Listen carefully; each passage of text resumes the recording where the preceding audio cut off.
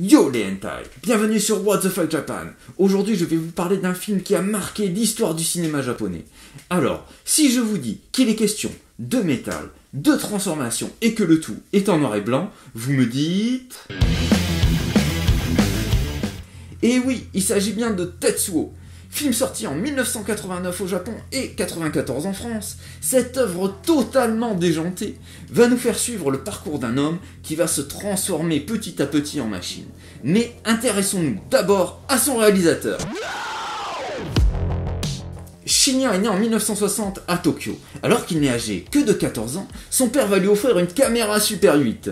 Ce cadeau va littéralement changer sa vie, puisque dès le début, il va commencer à réaliser des petits courts-métrages et ainsi apprendre le langage de l'image. Et 15 ans plus tard, il réalisera un chef-d'œuvre avec son premier long-métrage, à savoir le film qui nous intéresse aujourd'hui, Tetsuo.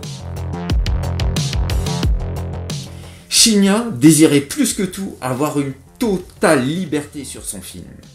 Et pour ça, il décida de s'autofinancer. Et qui dit autofinancement dit souvent petit financement. Et c'est bien le cas ici. Une preuve en est que le film a été tourné en 16 mm.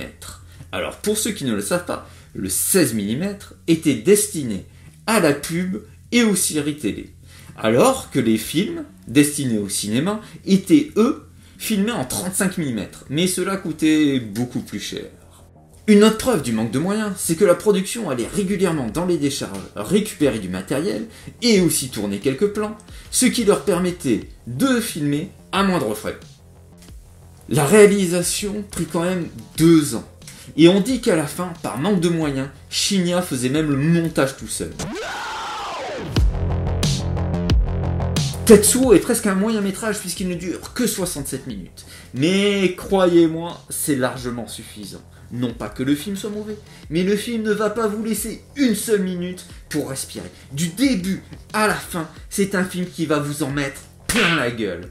Alors, si pour vous, le summum du film d'action, c'est Pokémon Détective Pikachu, vous n'êtes pas, mais alors, vraiment pas prêt pour ça. En plus, le film, bien que quasiment muet, va réussir le tour de force de vous faire perdre une bonne partie de votre audition. Comment ? Comme ça.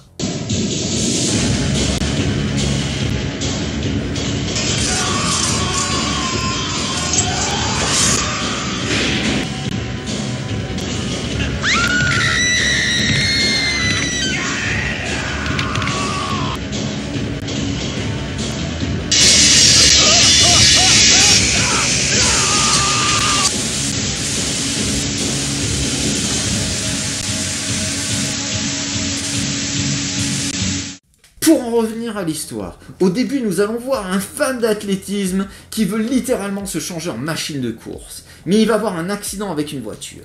L'automobiliste qui l'a percuté, peu de temps après, va voir un bout de fer pousser littéralement de son visage. Puis nous allons suivre sa transformation petit à petit en machine.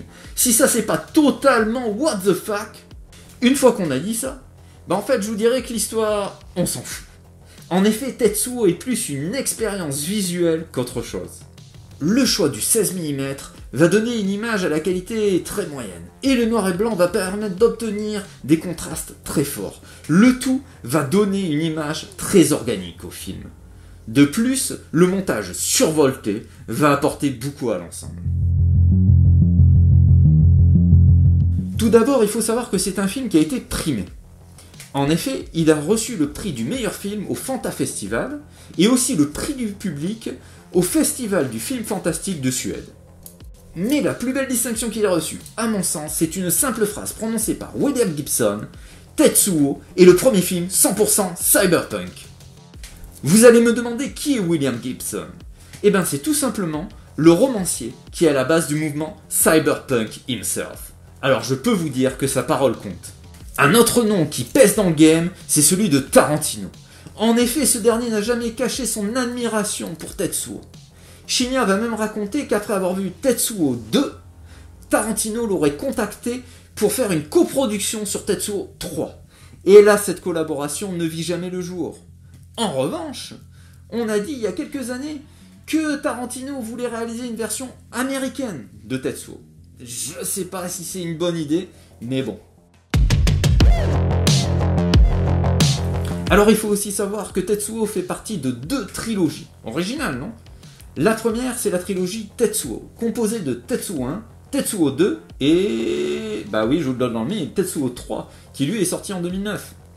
Mais il fait aussi partie d'une autre trilogie qu'on appelle la trilogie de Tokyo, constituée de Tetsuo, Tetsuo 2 et Tokyo Fist. Personnellement, j'ai une théorie concernant le film Tetsuo.